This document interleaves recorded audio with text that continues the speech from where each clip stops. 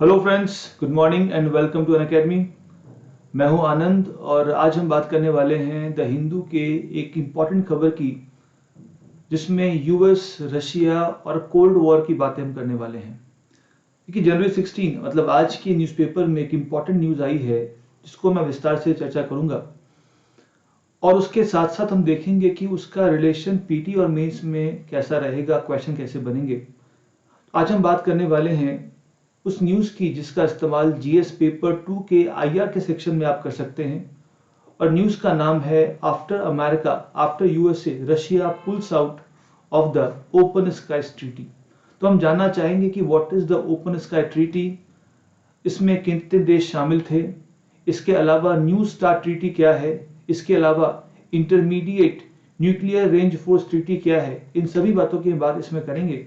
उससे पहले आपके लिए इंफॉर्मेशन ये है कि अनअकैडमी आपके लिए कोर्स लेके आ रहा है जिन छात्रों को इस बार प्रीलिम्स देना है, प्रीलिम्स कवर करना है, क्रैक करना है, उसके लिए 18 जनवरी मतलब परसों से हमारा बैच शुरू हो रहा है, जहां पर पूरा प्रीलिम्स कवरेज आपको मिलेगा with top educators, prelims test series, PDF material, dedicated sessions to clear doubts and the interview preparations.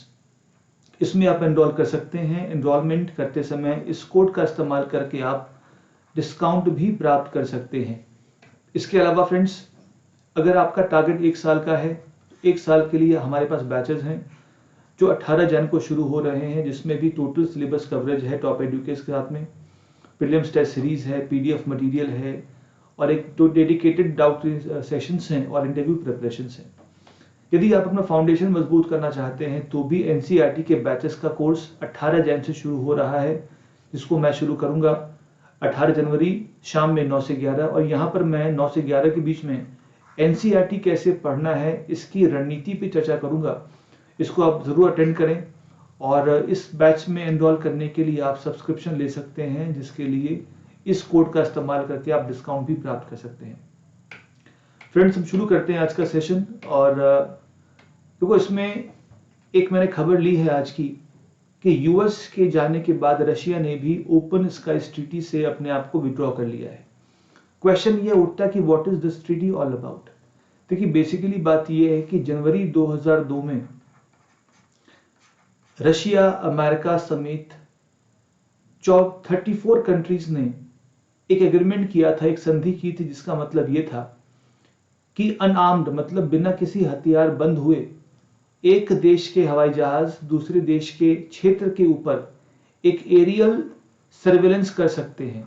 इसका पर्पस क्या होगा? इसका पर्पस ये होगा कि एक दूसरे के मिलिट्री ऑपरेशंस में ट्रांसपेरेंसी आएगी, दोनों एक दूसरे के ऑपरेशंस को देख पाएंगे, जिससे ट्रस्ट बनेगा, विश्वास बनेगा और म्यूचुअल अंडरस्टैंडिंग क्या होगी, बनेगी। साथ ही साथ एक दूसरे के निर्णय में जो प्रेडिक्टेबिलिटी है, जो एक विश्वसनीयता है, वो बनेगी।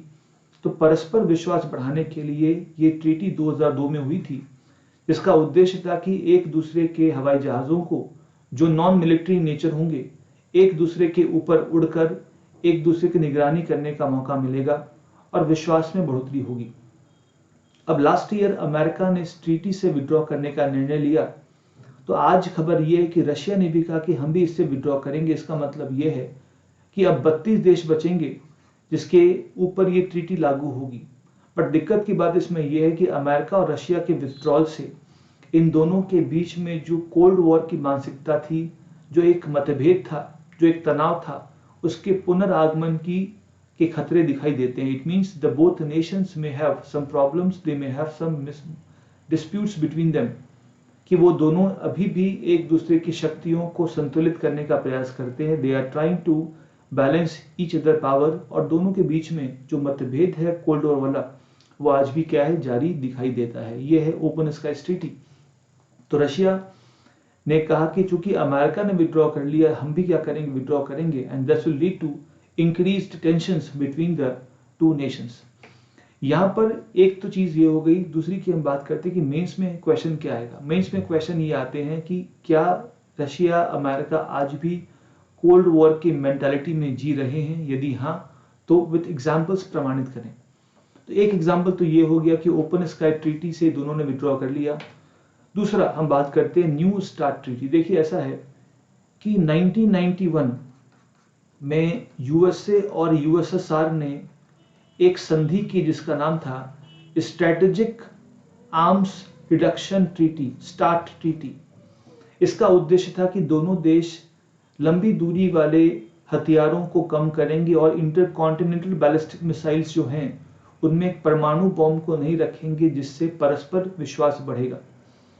ये ट्रीटी शुरू हुई 91 में और ये समाप्त हुई 2009 में। इस ट्रीटी को 2010 में रिन्यू किया गया और 2011 से इसको पुनर्लागू किया गया। इसका पर्पस वही था कि दोनों देश मिलकर एक दूसरे के ऊपर कोई हथियार हमला नहीं करेंगे और इंटरकॉन्टिनेंटल बैलिस्टिक मिसाइल्स ICBMs जो होते हैं, जो लंबी दूरी की मिसाइल्स होते हैं, उनमें किसी न्यूक्लियर वेपन का इस्तेमाल नहीं करेंगे।